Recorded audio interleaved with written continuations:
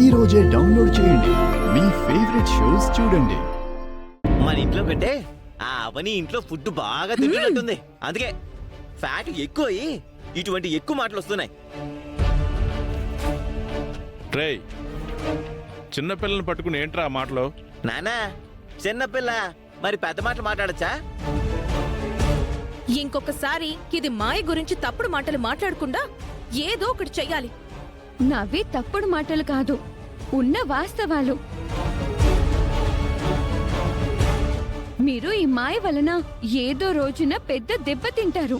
చూసారా ఎలా మాట్లాడుతుందో? నన్ను అనుమానించి అవమానించి మాట్లాడుతుంది. నేను మీ ఆస్తుల్ని దోచుకుందామని వచ్చానా ఏంటి? తిరిగి నేనే మీకు ఇస్తానంటున్నాను కదా. అర్చన ఏం మాట్లాడినా అందుకు ఆధారాలతోనే మాట్లాడుతుంది. ఊరికే నిందలు వేయదు. నువ్వు మామూలు దానివి కాదు, దుష్ట గ్రహానివి.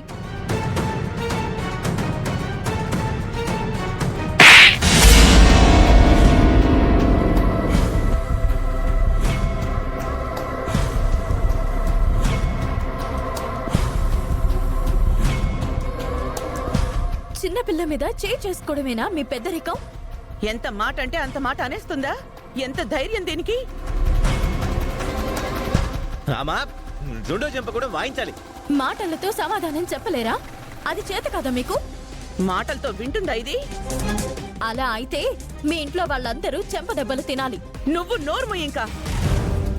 మేము దీన్ని ఇంటి నుంచి బయటికి గెంటేస్తే నువ్వనవసరంగా తీసుకొచ్చి ఇంట్లో పెట్టావు. నా ఇంట్లో పెట్టుకున్నాను గాని మీ ఇంట్లో పెట్టలేదు కదా. మా ఇంట్లోనే పెట్టినట్టుంది. ఎప్పుడు పడితే అప్పుడు నా ఇంట్లోకే వస్తోంది. ఇంకొకసారి మాయ గురించి తప్పుగా మాట్లాడితే మాత్రం నేను సహించను. పదండి వెళ్దాం.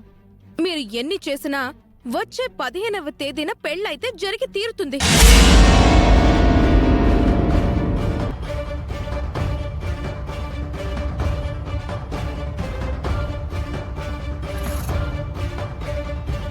ఇలా జరిగిందేంటమ్మా?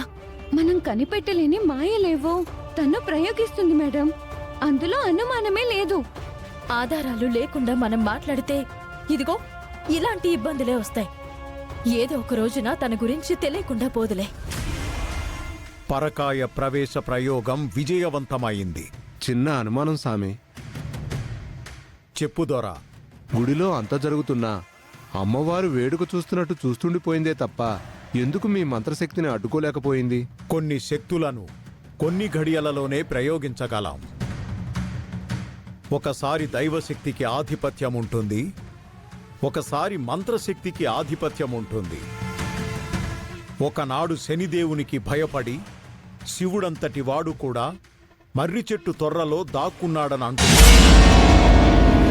ఆ విధంగా ఒక్కోసారి దైవం తన శక్తిని చూపించకుండా మౌనం వహించవలసి వస్తుంది. ఎలా అయితేనే మాయ పెద్ద గండం నుంచి తప్పించుకుంది.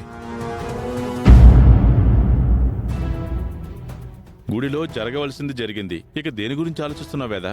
మన ఊరు గుర్తుకొస్తోందండి. పండగలకి దూరం అయ్యాం, జాతరలకు ఏరువాకలకు దూరం అయ్యాం.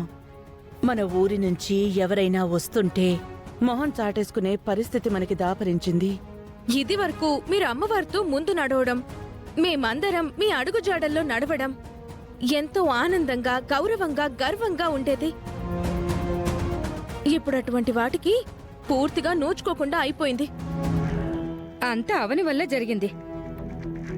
మన గురించి ఎంతో ఆలోచించిన దానిలా మన ముందు నడిచింది, నటించింది, వెన్నుపోటు కూడా పొడిచింది. అవని గురించి ఎందుకమ్మా అలా మాట్లాడతారు?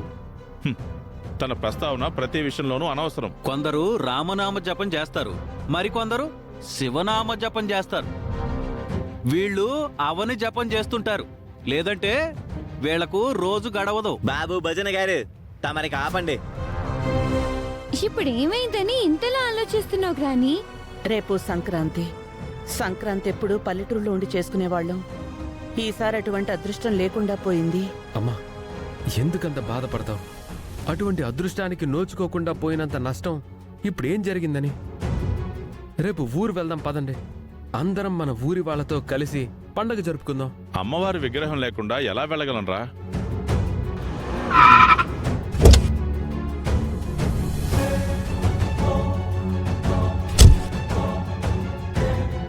మళ్ళీ మనం అమ్మవారిని తీసుకుని వెళ్ళినప్పుడే మనకి గౌరవం ఉంటుంది.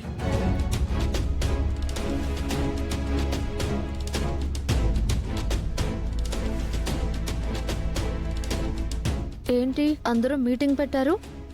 ఏం లేదు మేడం, రేపు సంక్రాంతి కదా, అందరం ఆ విషయం గురించే మాట్లాడుకుంటున్నాం. ఏ విధంగా సెలబ్రేట్ చేసుకుందామా అని. మీరెలా వచ్చారేంటి మేడం? నేను కూడా సంక్రాంతి విషయమే మాట్లాడదామని వచ్చాను. గుడిలో గుర్తుకు రాలేదు. లేదు అంటే అక్కడే మాట్లాడి ఉండేదాన్ని. నీకేమైనా ప్లాన్స్ ఉన్నాయా మాయా? మేడం, సంక్రాంతి స్పెషల్ ట్రిప్ గా అందరం బాగా వెళ్దాం. అక్కడ పండగ చేసుకుందాం. ఫ్లైట్ బుక్ చేయండి మేడం. కృష్ణ, టైం కలిసి వచ్చినప్పుడు బ్యాంకాక్, పటాయా అన్ని చోట్లకి పోదువు.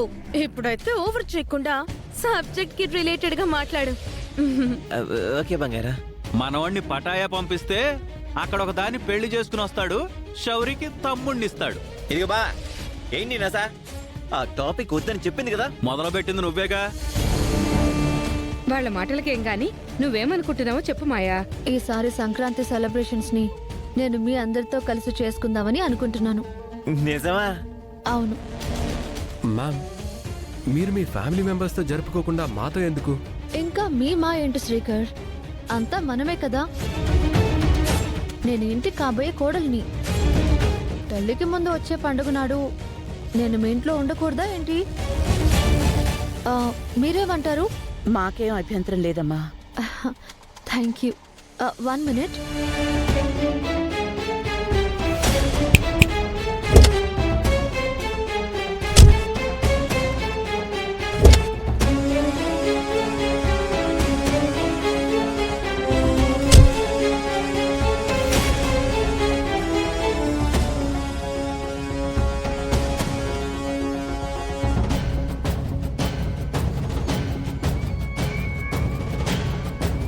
మీ అందరి కోసం బట్టలు కూడా షాపింగ్ చేశాను. మేడం, మీరు సూపర్ మేడం, సూపర్. ఎదురు కట్నం ఇచ్చే కోడలు మా ఇంటికి దొరుకుతుందని మేము అస్సలు అనుకోలేదు మేడం. నువ్వు మాకు పరిచయం కావడం నిజంగా మా అందరి లక్. శ్రీకర్ కోసం నేను ఏమైనా చేస్తాను. మా గురించి ఇంత బాగా ఆలోచిస్తున్నావు. ఆ పెళ్లి ముహూర్తం ఏదో తొందరగా పెడితే బాగుండేది. అయిపోతాయి, అన్నీ సవ్యంగా అయిపోతాయి. ఇంకో విషయం, రేపు పండుగకు మనం ఇక్కడికి అవని వాళ్ళని కూడా పిలుద్దాం. అవని వాళ్ళు ఎందుకమ్మా? నీ పెళ్లిని చెడగొట్టడానికి ఎంతగానో ప్రయత్నం చేస్తున్న వాళ్ళని ఎందుకు పిలవడం? ఎప్పటికప్పుడు నీ మీద నిందలు వేస్తున్నారు. అటువంటి వారిని మనం ఎక్కువ ఎంటర్టైన్ చేయకూడదు. అవును మేడం, ఆ అర్చన మిమ్మల్ని ఏ విధంగా ఇరికించిపోయిందో మీరు చూశారు కదా. అటువంటి వాళ్ళు మనకు అవసరమా చెప్పండి?